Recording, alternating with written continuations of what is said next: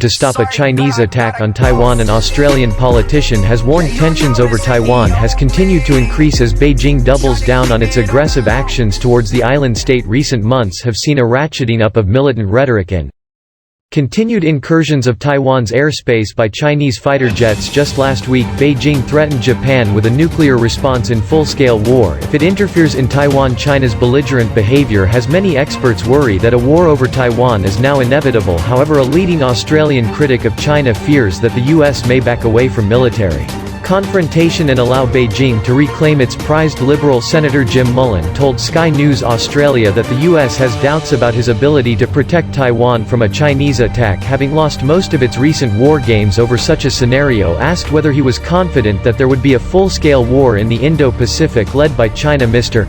Molan replied, "It is possible because everyone is armed. It's likely and becoming more likely because so much is going on, but it is not inevitable. My fear is that a war between China and the US may occur and we get caught in collateral damage, or even more frightening to us because it hasn't won a war game in the last couple of years over it. I want scenario is that they don't engage in Taiwan Falls. That is the big problem. The US military has suffered sobering defeats in recent simulated combat scenarios involving a Chinese invasion of Taiwan. The war games have seen Taiwan's Air Force wiped out in minutes. US air bases across the Pacific coming under sustained attack, and American warships and aircraft held at bay by China's fast missile arsenal. David Ochmanik, war games for the Pentagon at the RAND Corporation, told NBC News, "Even when the blue teams in our simulations and war games intervened in a determined way, they don't always succeed in defeating the invasion.